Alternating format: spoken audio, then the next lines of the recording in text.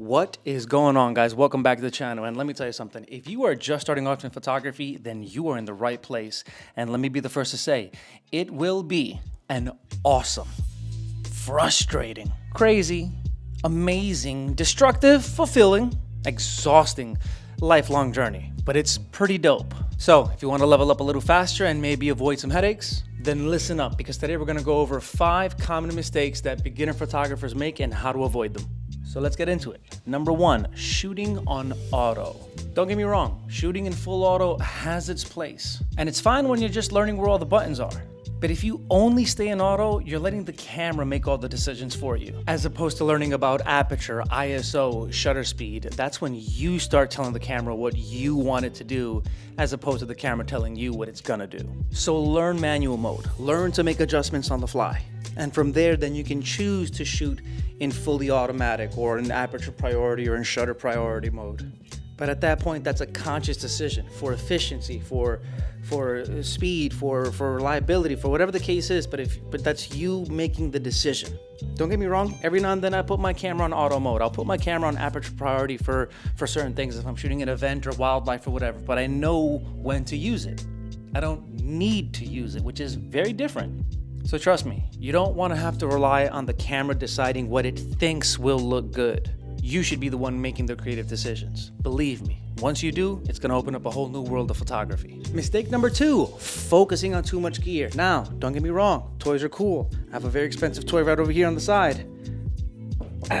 I'm no one to talk, but gear is not everything. It will not make your photography better. Trust me. I have a lot of stuff, but it's things that I've been able to acquire over years and years of doing this. And granted, making bad choices probably, but it's been a long time of collecting and using and misusing and deciding I don't need certain things or that I do need other things and learning how to use the things that I have. But the number one thing that I have learned in getting all of these cool new toys is that it really doesn't make your photography better. It will help you in the process, but it doesn't make your photography better.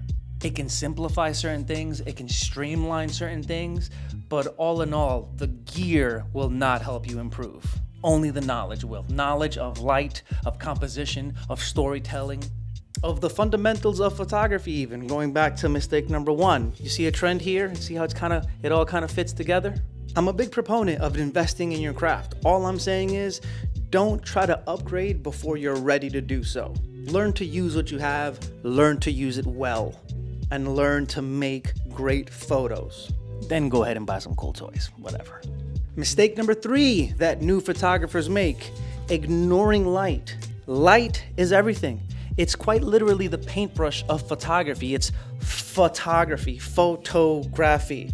Photo like a photon, graphy like a graph of photons, right? I'm pretty sure that's what it means.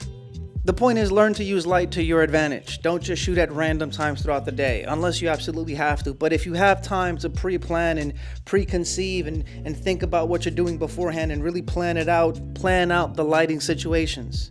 Sometimes you have to make it work with what you have. And I don't just mean these artificial fancy lights. I mean even sunlight, natural light. If you have the option, don't necessarily go out into an open field at high noon when the sun is directly above you. Figure it out. Wait a little while. Go a little earlier. Find some shade. Find the soft light. Learn to see the light. Learn to identify where it works the best, where it works well, where it can work better, where it doesn't work. A lot of people will say that golden hour is your best friend, and I don't necessarily disagree with that, but it doesn't mean it's the only time that you can shoot. It just maybe means that it's the prettiest time to shoot, but you can definitely make great photography at other times throughout the day as long as you understand lighting, and the lack thereof for that matter. Going back to our last point, maybe rather than investing in a bunch of artificial flashes, you buy yourself a nice, cheap, affordable reflector and use that in conjunction with the natural light afforded to you. And then boom, now you got yourself a nice, natural 2-light setup that, if you know what you're doing, will look amazing. So to summarize that, just start paying attention to the light and how it affects your photos. Trust me, it is a game changer. Mistake number 4, not paying attention to composition. You don't need a fancy camera to compose a good photo. Just learn the basics, the fundamentals. Things like rule of thirds, leading lines, making sure to leave enough headspace. You don't want to be up here. You want to make sure you got some space to really show the frame. Things like this will massively improve your photography. But next time you're out there shooting, just think to yourself, What is the subject? What is the environment look like? Is there anything in the environment that can add to or take away from this photograph? Are there any elements in the foreground or background that are maybe distracting from the subject matter? Or quite simply, is there just a better angle I can shoot this from? Shoot with intention, and I promise you, you will start to see a difference immediately. Mistake number 5 is practice or lack thereof, not shooting enough. And this one's pretty simple, not a whole lot to explain. Practice, practice, practice. Get out there and take pictures, because there is no amount of YouTube videos, even the awesome ones like this, that are gonna improve your photography. Nothing can replace getting out there and doing the thing, being out in the field and actually shooting. So go out there, make mistakes, get frustrated, learn the fundamentals, master the basics, and just take more pictures. Because this is one of those skills that you just gotta get out there behind the lens and get to it. You can't learn it behind a book, trust me. All right, so there you have it, guys. 5 mistakes that beginner photographers make.